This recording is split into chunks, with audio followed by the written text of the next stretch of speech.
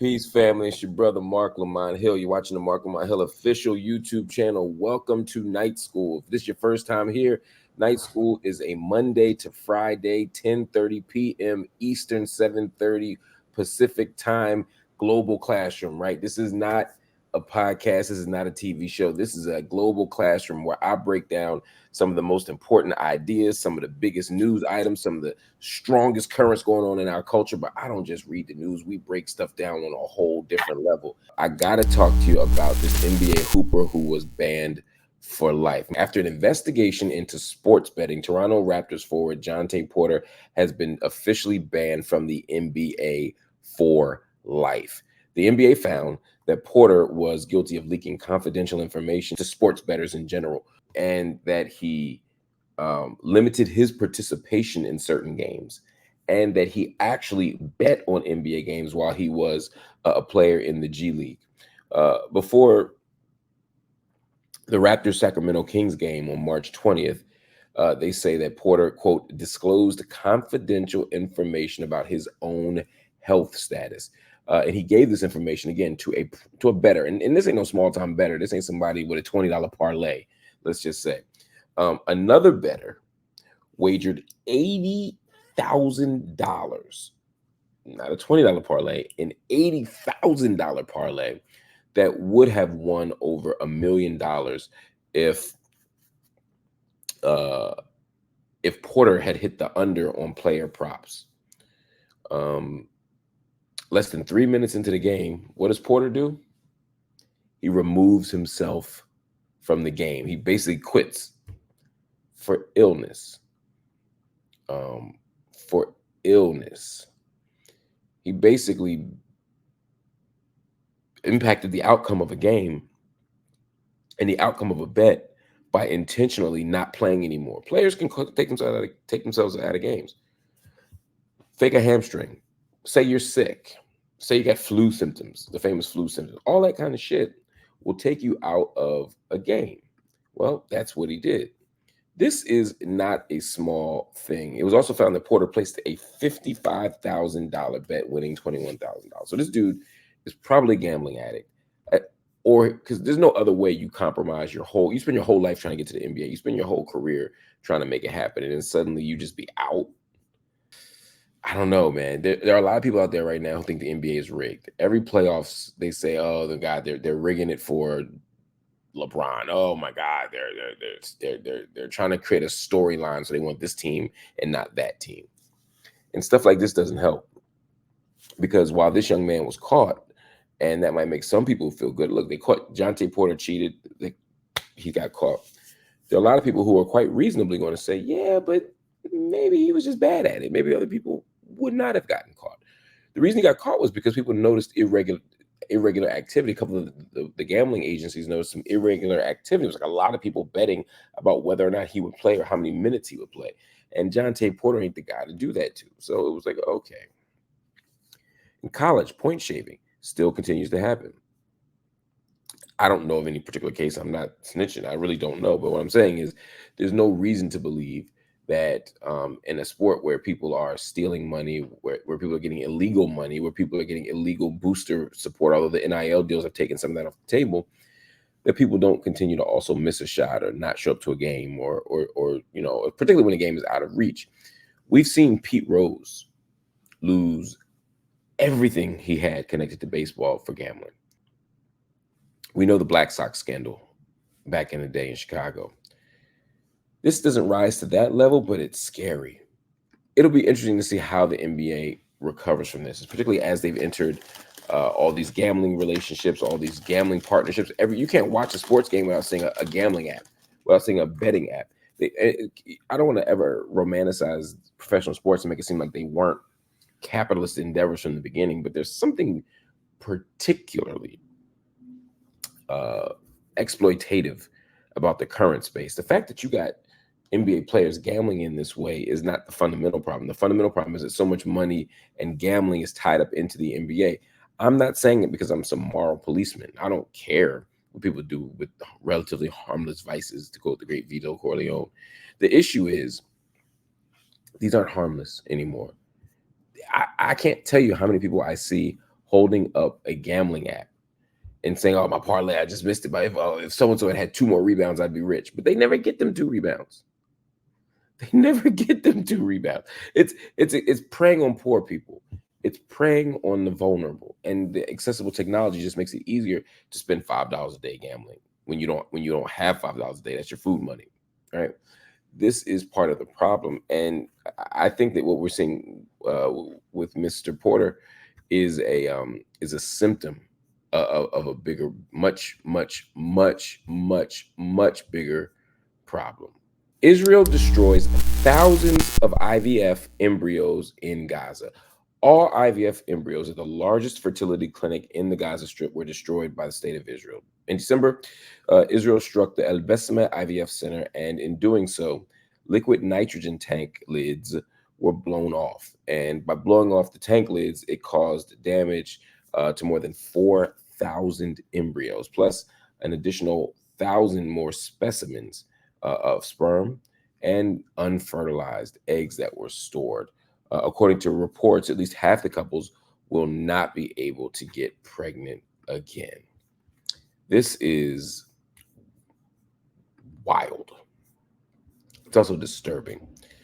I don't know if Israel was intentionally targeting fertility clinics or IVF spaces as much as they probably were just targeting hospitals. We know they're hard. I mean, you could look at Al-Shifa, you could look at Al-Ahli, you could look at, there's so many of them, Al-Amal, and so forth and so on, and see Israel's commitment to just bombing the built environment of Gaza.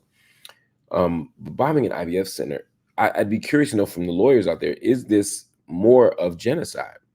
Because one of the conditions of genocide is not just the kind of indiscriminate bombing of people, but also, and it's not just the prevention of life, it's the prevention of children from coming. And I don't know, maybe destroying all the eggs is a way of reading that, unfavorably.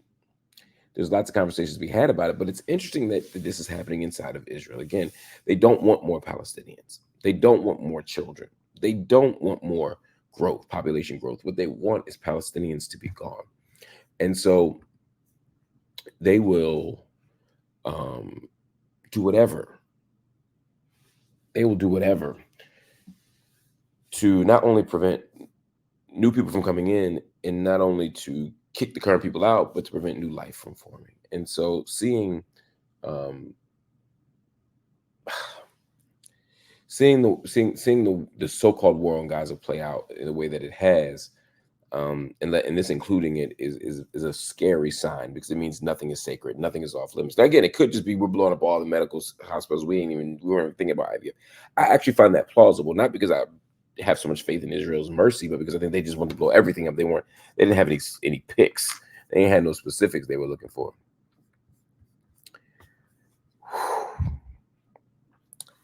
This is painful. This is difficult to see, man. But it's the world we're in. So we got to continue to cover it. We got to continue to follow it.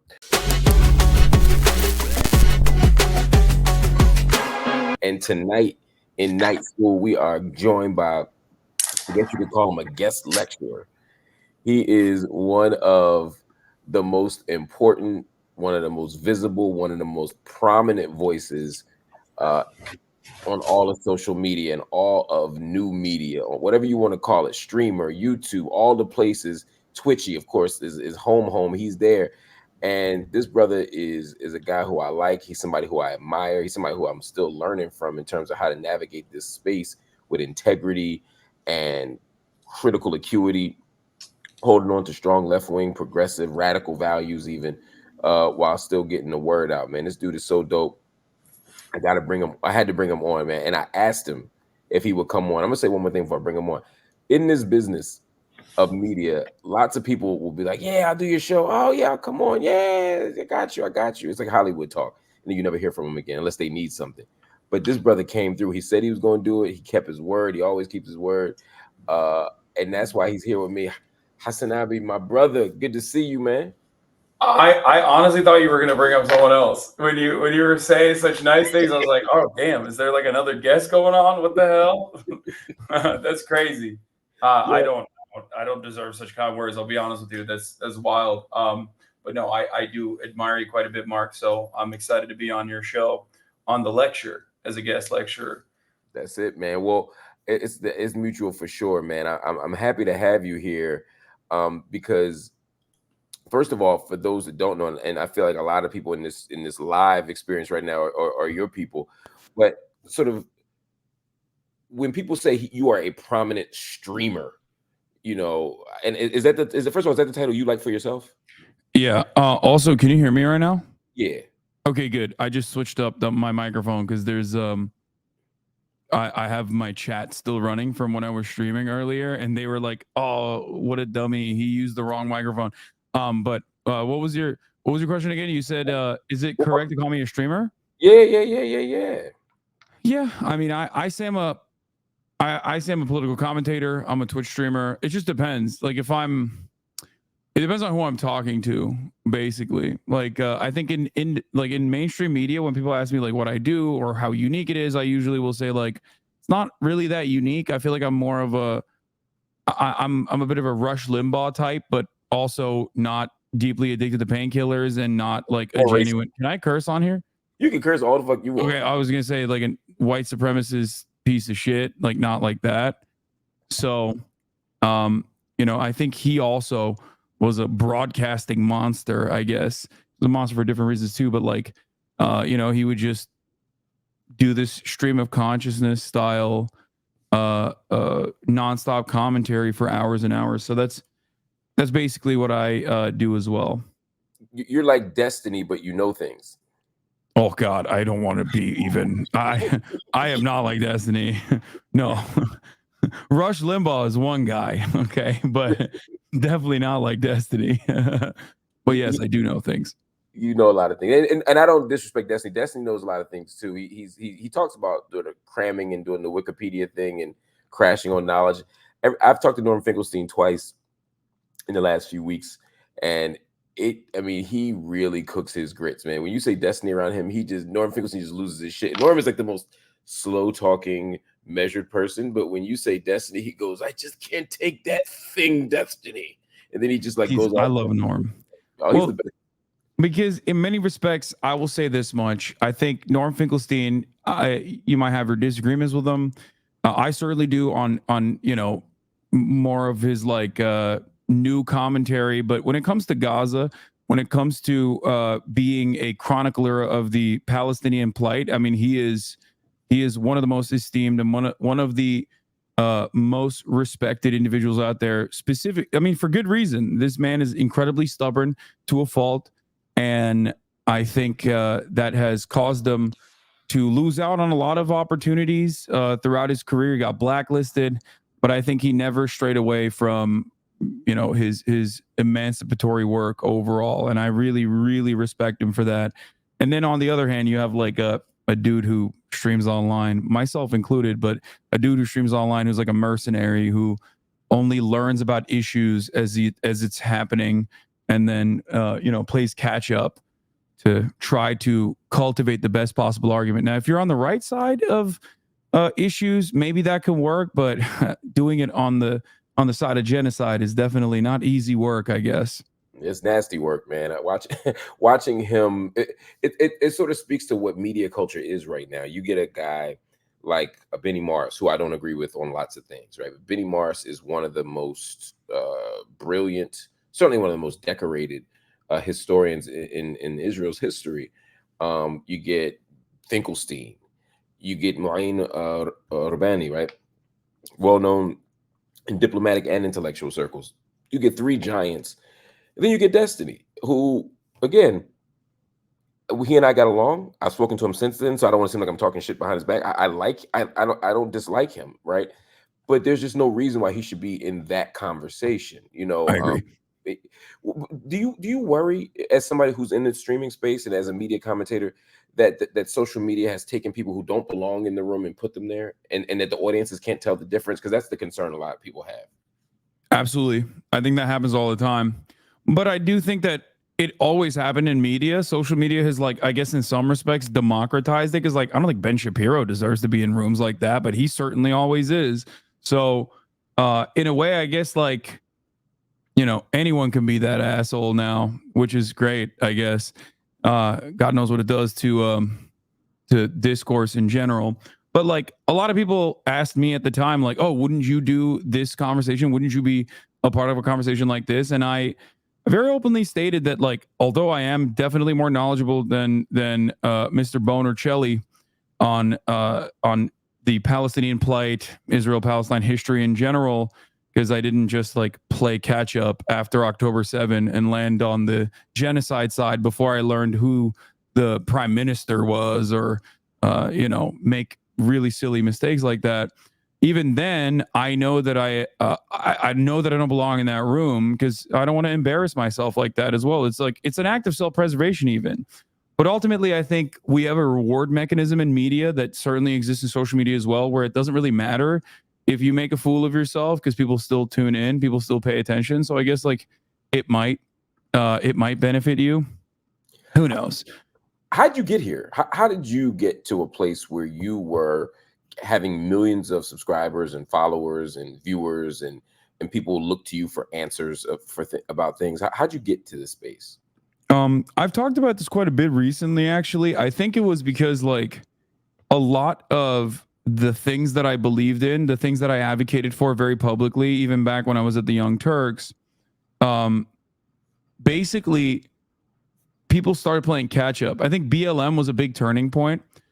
You might remember this. Many people don't know this at all, and it's been retconned at this point. But like, Black Lives Matter wasn't favored by liberals at all.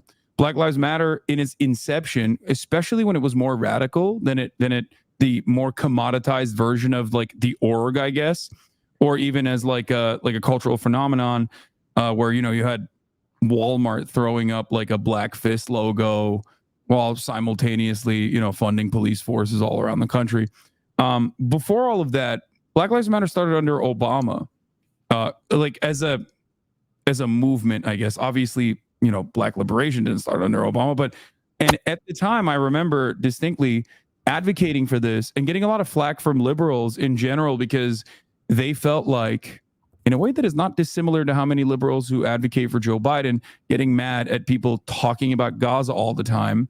They were very upset because it disrupted, Barack Obama's wonderful legacy. Like, it was, you're kind of like ruining the situation here. Like, we have bigger problems to worry about, like Barack Obama or Black Lives Matter and police brutality under Barack Obama is not that big of a problem. Oh, it'll be much worse under a Republican administration. And I think the point I was trying to make is, in the most convoluted way possible, I was already there, and then it became fashionable for a lot of people to also be on board with it after George Floyd. Especially, I think I remember the turning point. I remember when the Podjahs, like Tommy Vitor and John Favreau, and they all openly apologized for being critical of BLM. It was after Colin Kaepernick was in the crosshairs of Donald Trump.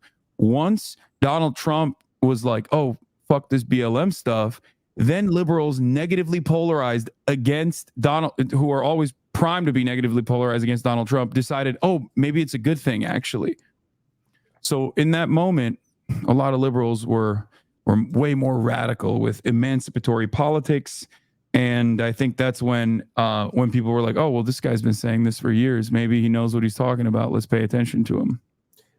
Well, another issue that you've managed to do that for is Israel. You, as you pointed out earlier, you've been talking about this for a long time. You didn't come on board. So have you. And we caught a lot of hell for it. We caught a lot of hell for it early. But now I think we're getting some of that back, in the sense that people are saying, well, shit, they've been saying this for years.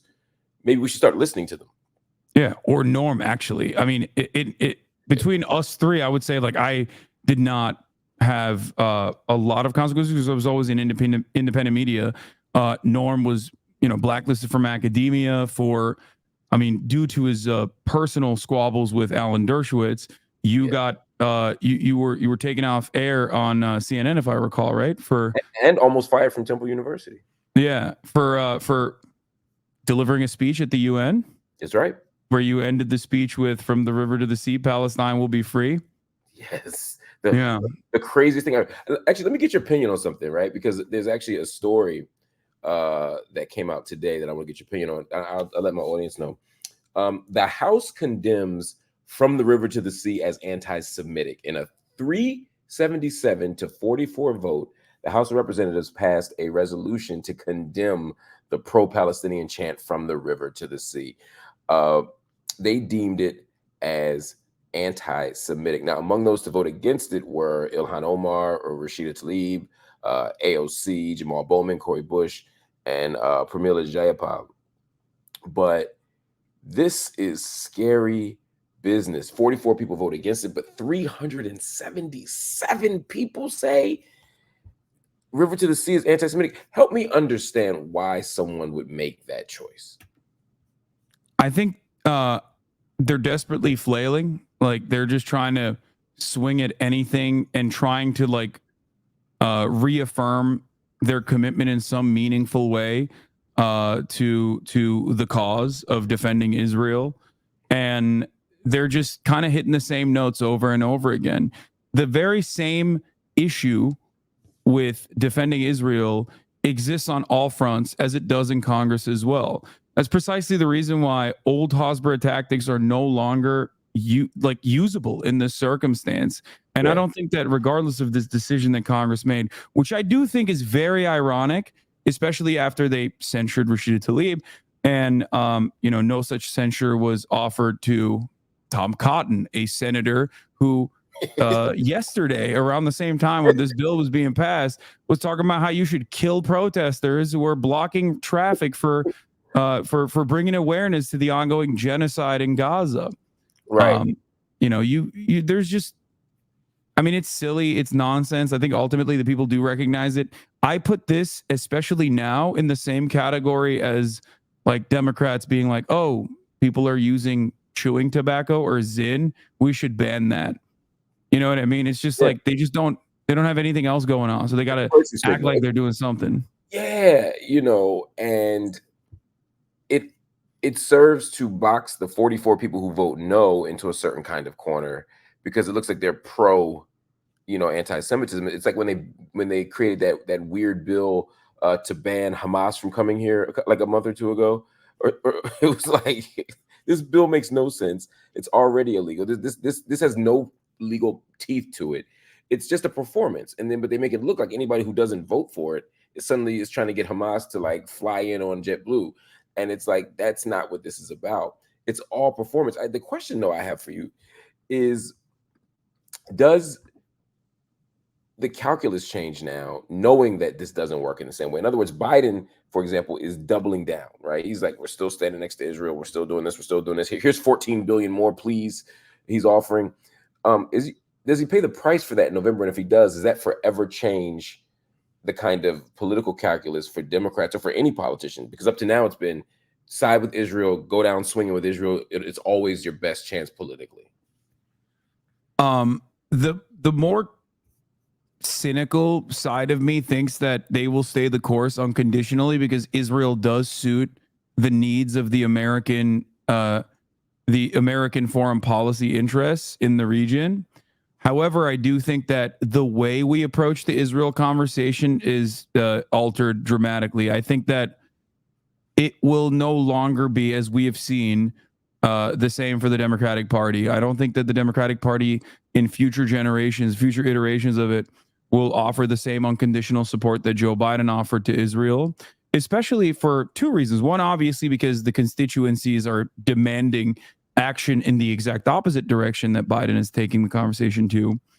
But beyond that, I do think that there has been something that I noticed from the jump since October 8, where there have been calls for restraint from the State Department. So I think there's internal conflict, maybe two different camps, possibly even more.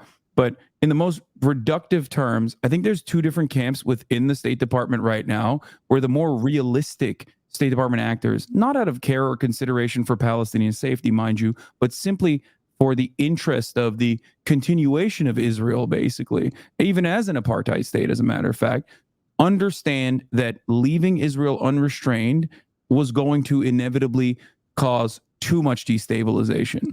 Now, obviously, up to a certain point, that kind of destabilization is great for Raytheon stocks. But once you get to a tipping point, all of a sudden, nobody's making money. And I think that they recognize that. I think that they recognize that, like, Israel striking, the consulate compound in Damascus is a massive error from the perspective of someone who is genuinely interested in maintaining the stranglehold that it has over the Middle East. If I'm America, I'm looking at that and I'm going, what the fuck are you guys doing? We have to do something about this. They are going to bring about World War III. They're going to bring about like some kind of nuclear panic here. So does the U.S. do Democrats, from that same cynical logic, do they do themselves a disservice by not just saying, "Hey, Israel, they got this one wrong"? Yeah, I think so. I think that there isn't like a lot of the boundaries are on political lines at this point. I think that obviously the Republicans unconditionally have a lot of skin in the game for both the religious justifications that psychopathic evangelical Protestant churches make, you know, the Armageddon theological justifications that are very important for a significant number of people that also do have outsized political influence in this country, as we saw with the abortion situation. So that's not going to go away. I think that those Republican Party owns that constituency. So they will always be unconditionally and full-blown supportive of Israel, no matter how genocidal they may get. But I do think that the Democratic Party needs to move away from it and back themselves into a more comfortable liberal Zionist narrative. Definitely very different than the way Joe Biden has been handling it. By no means are they going to be anti-Zionist tomorrow. It's not what I'm saying at all. But I do think that they're going to try to retriangulate, especially post-Biden, in the way that they have Kamala Harris talking to Benny Gantz as though he's any better than Benjamin Netanyahu. Yeah, Benny Gantz, who famously ran on his war crimes when he was going up against Benjamin Netanyahu. He was like, no, I'm a war criminal too. Like, shit's awesome. That guy is the reasonable voice in the room, right?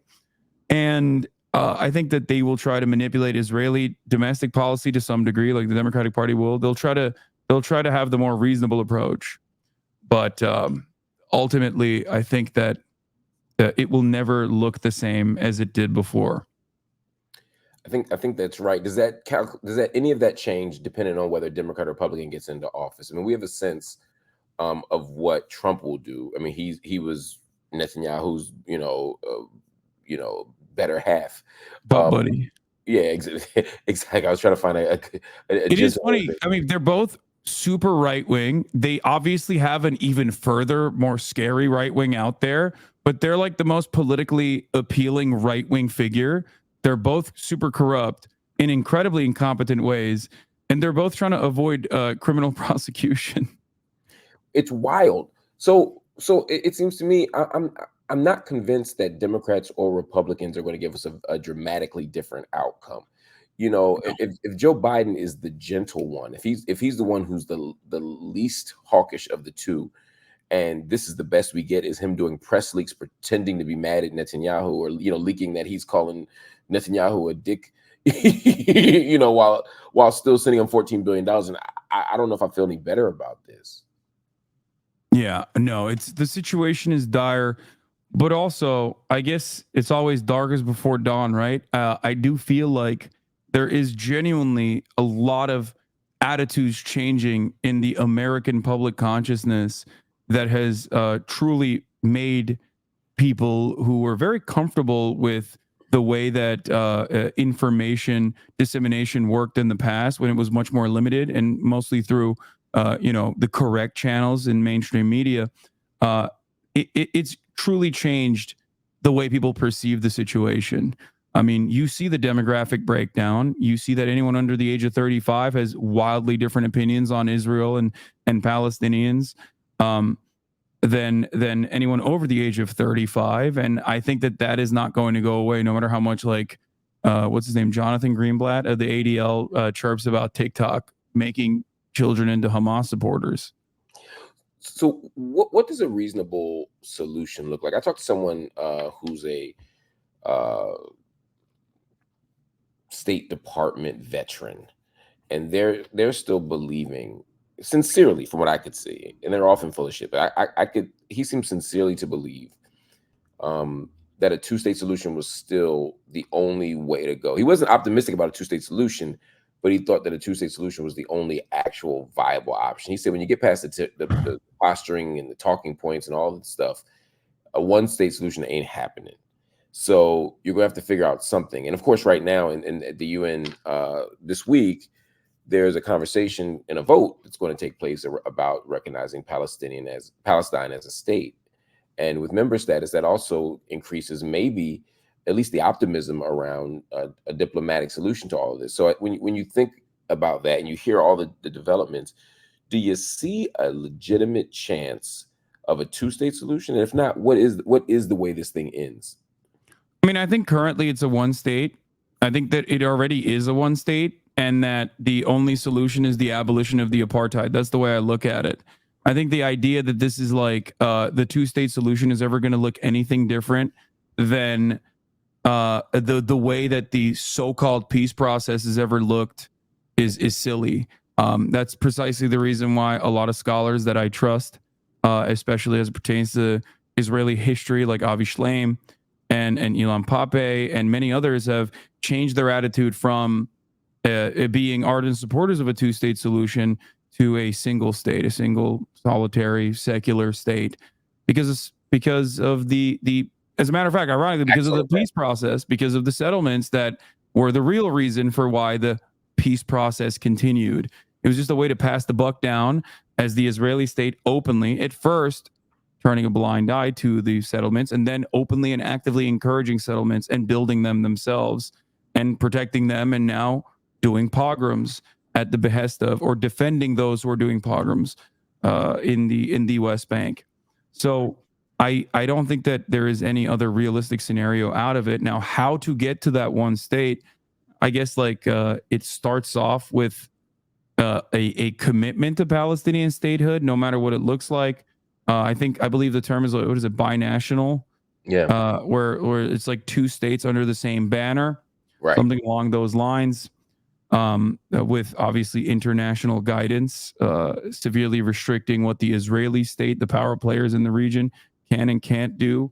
But that's my assessment of the situation. It's the most realistic scenario, because a two-state solution, especially 1967 boundaries, requires the forcible expulsion of 750,000 Jewish settlers in the West Bank. Almost 100,000 of said Jewish settlers in the West Bank are actually American citizens, as a matter of fact. So the idea that we would rip 750,000 settlers from the West Bank, I think, is a laughable one. I think that the reason, especially because they're the biggest freaks of all time, they believe in this religious cause that they're participating in. It's not like they're looking at it like it's free real estate, and all of a sudden they're going to give up. I mean, we saw how the settlers operated in the Gaza Strip. There were only 8,000 of them at the time, but they had to be forcibly removed by the IDF. Right. So it would look very, I mean, that would be a dangerous prospect. And as much as some people might want to see some kind of vengeance, I don't think that that's how justice works. The only way for a truly just process to occur would be to offer reparations, not to the Israeli settlers, of course. I mean, reparations to the Palestinians. It is what we did during slavery. But so it's just important to clarify, I guess. But reparations to the Palestinians, and then offering them full-blown citizenship, and working through, I guess, a successful reconstruction rather than the unsuccessful one that we had here in the United States of America. Do you see that in your lifetime? You think any of that happens in your lifetime? I mean, there are decades where nothing happens, and then there are weeks where decades happen, right? And I never thought that in my lifetime, if you were to tell me 5, 6, 7 years ago, like right before the turning point when a lot of these NGOs openly declared Israel to be an apartheid regime in 2021, which then gave a lot more moral permission to those who were afraid of speaking the truth about Israel's existence as an apartheid regime. Before then, if you were to ask me, like, do you think people will openly say Israel's an apartheid? That, massive numbers within the American population, within the Western world, hundreds of thousands of people would be on the streets protesting the Israeli apartheid and the Israeli genocide against Palestinians, I would look at you like you got 3 eyeballs, and that has happened in a relatively short period of time. Now, obviously, that came with a cost. We're talking tens of thousands of Palestinians, men, women, children, murdered by the Israeli regime. However, people are waking up to that reality. I'm glad you said the cost, because, and I know you got to run soon. I just want to ask you a couple more questions. That's okay. The cost. A lot of people say, forget about for a minute international law. Forget for a minute about any kind of ethical questions, right? Just for a second, when we think about what Hamas does on October 7th, was it strategically wise? If, they breach the border, 1,139 Israelis are killed, dozens kidnapped, and the result is mass hunger, mass famine, the killing of probably over 40,000 people, if you count the people under the rubble, wounded over 77,000 at this point, and maybe the permanent loss of any kind of governance inside of the Strip, and maybe the expulsion of people, depending on what happens, after the Rafah invasion. In light of all of that, did Hamas make the right move? I can't say. Only time will tell. Obviously, it's an act of desperation. Their goal, as stated by themselves openly, is to make the Zionist regime understand that the apartheid cannot continue without cost. This is what they do as the only form of militant resistance in the region, with the exception of, I guess, like a more ascetic DFLP, PFLP, and of course the other actor, Palestinian Islamic Jihad. They have the reason why they send rockets over the Gaza fence into Israel proper is not because they're like, oh yeah, I love anti-Semitism, I love doing anti-Semitism, I can't wait to kill as many Jewish people as I possibly can. It's usually in response to the actions of the Israeli government. Do I think that October 7 was a tragedy? Absolutely. But overall, do I think that it will be successful? I don't know. I think so far the dynamic has shifted, but like you said, the cost of the human casualty toll is so high that I don't know. I don't know if this is like, it's not up to me, I guess. It's not something that I can make an assessment on. I'm not Palestinian. I'm not living in Gaza. My parents weren't murdered by Israeli Mark 84 rockets. So it's not like, I don't know what that decision-making process looks like if I'm in those shoes. But I do know that it is one made out of desperation. It is one that Israel has taught the Palestinian population. It's one that Israeli population is actually teaching the rest of the regional actors right now, that they only respond to force. And what do I mean? Not respond as in like they will reply in kind, but if you show yourself to be an actor, a regional actor to be reckoned with, if you respond back in a defensive posture and even show your willingness to engage in violent means like Hezbollah did and like Iran is doing now, that Israel will reason with you to a certain degree in comparison to how unreasonable they are when you are seemingly defenseless, like the Palestinian population. They're so good at slaughtering children. They are so good. That's the wheelhouse, right? But they do have to reconsider. And the Israeli population, sorry for not shutting the fuck up here, but the Israeli population, public sentiment is something that I care about, something that I look into. Not that it matters in the grand scheme of things, because if America said, no longer are you doing this, we're cutting you off, then Israel would have to respond and say, okay, you're right, my bad, we're dialing it back. However, when you look at the Israeli public sentiment, new polls came out of Hebrew University this past weekend after the Iranian retaliation for the consulate bombing. And I believe an insane number, like 76% of Israelis said that they did not want Israel to retaliate if it harmed our relationship with our allies, and 52% said that they don't want to go to war with Iran in general. So that number is very different when you ask the Israeli population about like their level of enthusiasm to continue the bombing campaign in Gaza. They do not see the Palestinian ethnic cleansing as a serious force that will be able to inevitably push back and fight back against them. So they're full throttle. Let's keep it going. But when it comes down to Iran, they're like, okay, well, maybe we need to be a little bit more restrained, especially when considering our allegiances here. Yeah. I keep thinking about, and Norm said this, Norm Finkelstein said this to me too. And he made me think about it a little bit differently. He compared it to the Warsaw Ghetto uprisings. You know, I mean, if you're in a concentration camp and death is imminent and you resist, it's unimaginable to me that someone would look at that person and say, resistance is futile. Why are you getting yourself killed? Why are you bringing on more pain? Why are you bringing on, we would celebrate their resistance. It's what it means to be human, and if we begin from the place, and I think you and I both do, that Gaza is just a slow death. It's like when we freed Mumia Abu-Jamal from death row, we were happy, but at the same time, we were like, he's still on slow death row. He's unlawful. He's a life sentence for something he didn't do. That's just slow death row. And so Gaza is just a slow death inside of a concentration camp, as opposed to a death march, as opposed to a gas chamber. Some of the most prominent Israeli voices have called it a concentration camp. It's what it is. And so if people inside of a concentration camp who are consigned to death slowly decide, hey, we're going to fight, like you said, so that people understand that this occupation is going to come at a cost. I personally don't believe in killing civilians. I personally don't believe in kidnapping civilians or I agree. Yeah. That's my ethical orientation. But I'm also, like you said, I'm also not in a concentration camp. Yeah.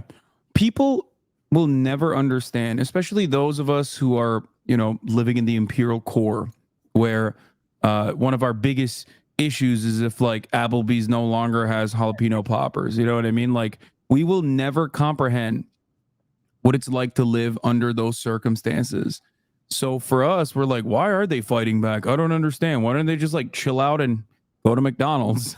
Right. But it doesn't work that way for people who have no hope. People in America never understand like suicide bombing, for example. They think it's like someone behaving in an extremely irrational way.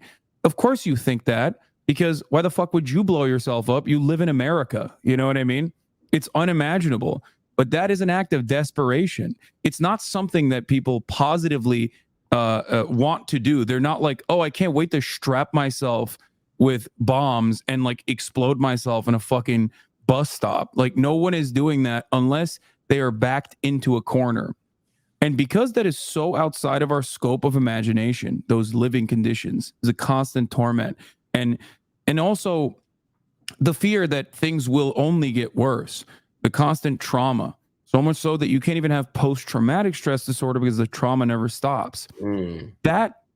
That, of course, is going to dramatically change people. But because we are so far removed from that kind of existence, that I think the counter narratives of like, well, these people are barbaric and they are, they're Islamists and that's how Islam just is. Like, Islamophobia is so successful for this reason, because we have no way of contextualizing that kind of violence, because that's so far removed from us. That's the only thing we see. The only time we see that kind of violence is on television, and it's, brown children, and that happens in the other side of the world. That doesn't happen to us, which is why I've always thought it's very important to also stress the apartheid's most evil but more personalized instances of violence in the form of the West Bank pogroms, especially when you're making an argument for Americans. For the audience, can you talk about what the pogroms are in the West Bank for people that don't know? Yeah. So in the West Bank, settlers operate in the identical way that the Klan operates, where a lot of the West Bank settlers personally create basically paramilitary groups that will go and mark certain houses of Palestinians in order to endlessly harass them and inevitably even sometimes kill them and burn their houses down, burn their olive trees down, burn their farmland down. And then when they end up doing that, their goal ultimately is to basically push the Palestinians that are living in these villages away, so they can then turn around and further build these illegal settlements on top of what once was a Palestinian village. It is identical to the Klan in the way that the Klan operated during the Reconstruction period, and they get complete backing from the IDF. And they are so out of control that they end up sometimes killing Jewish people that are also living in the West Bank, where they'll think that there was a case recently, like a couple months ago, post October 7, mind you, and they've been very busy. It's been one of the deadliest years in the West Bank for Palestinians since October 7, because the settlers have been utilizing the chaos to further push away as many Palestinian villages as they possibly can. Where I remember there was a stabbing attack. These are very frequent in the West Bank. You have like teenagers or women, elderly, sometimes taking matters into their own hands, because of course, why wouldn't they do that? Obviously, they are under military occupation. It is literally moral and just, and also in many instances permissible under international law to resist against a military occupation. So when they do stuff like that, of course, the IDF shoots them or kills them, but sometimes the IDF can't get there fast enough. So other Israelis will take matters in their own hands. I remember there was a ex-police officer that was in the West Bank of the day. They shot and killed this kid who they said had a knife or something. And then a settler wearing IDF fatigues, not a part of the IDF, by the way. Many of the settlers are super religious and actually don't even serve under religious exemption, which is another point of contention domestically for Israeli society. But a settler wearing military fatigues walked up to that police officer and shot and killed him. There are instances of this happening all the time. And at first, they didn't do anything. They didn't even prosecute him until there was public outcry demanding some kind of justice. And then the IDF grabbed them and, criminally prosecuted him, I believe. I don't know what his punishment is going to look like. I haven't really kept up with it.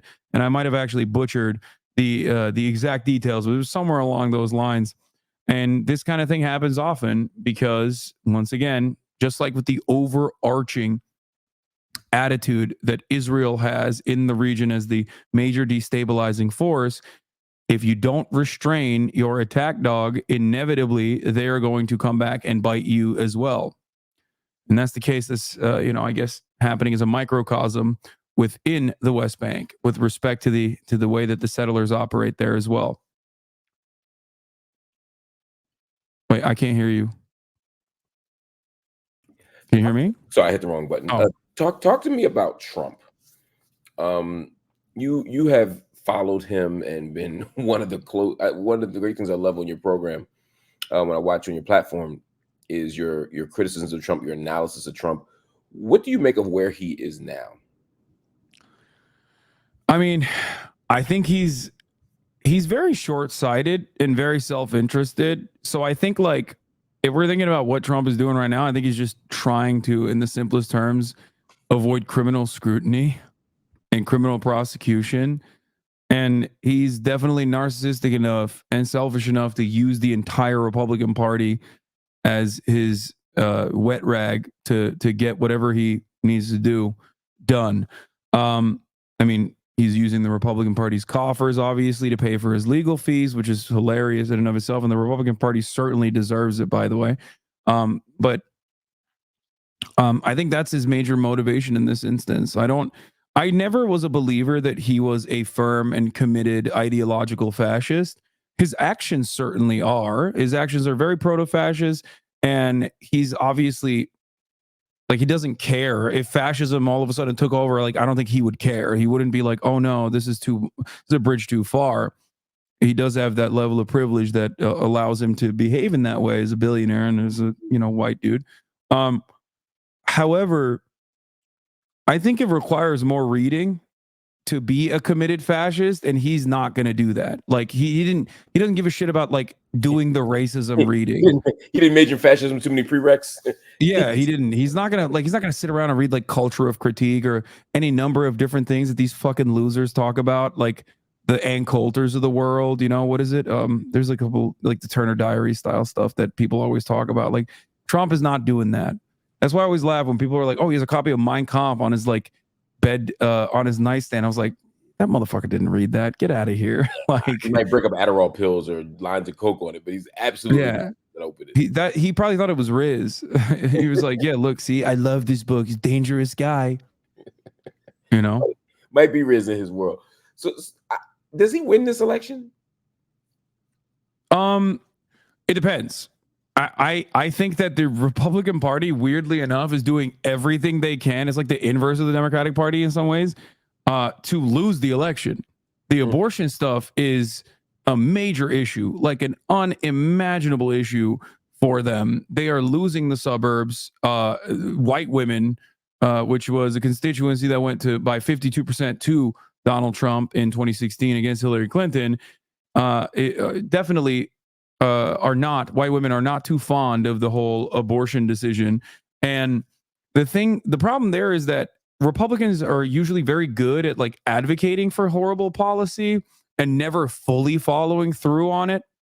And only incrementally making things worse, usually like trap laws, for example, basically functionally made it so that it was almost impossible to get an abortion. You didn't have to criminalize abortion to get the job done. So now that they actually are responsible, now that the dog caught the car on the issue of abortion, they own it. And there's no other way around it. People see that, people recognize that, and that's why they're in this like weird messaging conundrum where they're like, oh, well, do we want a federal abortion ban? Like some people are still trying to push some people are still trying to stress test this issue and take it to the next step. And at least Trump is like a permanent room reader who recognizes that that's not a good idea. So he's saying like, no, you don't understand. I made it into states' rights, which everybody wanted. He's just like lying and saying like everyone demanded that we overturn Roe v. Wade. Right. So they're in this delusional situation. And I think that's a major issue. Another issue is depending on what happens with foreign policy and what the global economic implications of our foreign policy actions will look like come the election. You might have a very different attitude. Like the American population might have a very different attitude about Joe Biden's economy. So it's dependent on those factors and dependent on how much people think that Trump's corruption and fascism will genuinely harm their bottom line and harm the way that they exist in this country. On the other hand, Democrats, of course, on the Democratic Party, they're permanent losers. They always are trying to desperately lose. They're just trying to be like one step below, never as bad as the Republicans, but like just not as bad. You know what I mean? One step less worse than the Republican Party, which is not a great position to be in. Joe Biden's foreign policy is really ineffective. It makes him look weak. It makes him look so weak that people drop the, Sleepy Joe attitude almost because they think that his actions, or rather lack thereof, and the indecisive nature in which he presents himself, where on the one hand, he's leaking to the press that he's saying really mean things about Netanyahu, while on the other hand, trying to send him billions of dollars worth of weapons as fast as possible. Does this Iran move change that at all? Does he look tougher now when he says, look, we're not going to engage in any military reaction with Israel. We're not putting boots on the ground. No. We're not fighting Iran. Not yet. No shot. No, I don't. That would require people to like pay that much attention. And the fact that it got to this point implies that people genuinely don't pay attention to begin with. But people do, because they're not as tapped in, people do pay attention to the 30,000 dead, or more importantly than that, and I hate to say it in such words, the 7 aid workers that were killed, 6 of them were white. That was a major blow to the Israeli reputation in the Western world. Like that caused irreparable harm. You're muted again. This is why you're a streaming expert. Dead white people are always bad for business. Yeah. I mean, that's the whole point, though. That's why these aid organizations exist to begin with. That is the stated goal of Doctors Without Borders.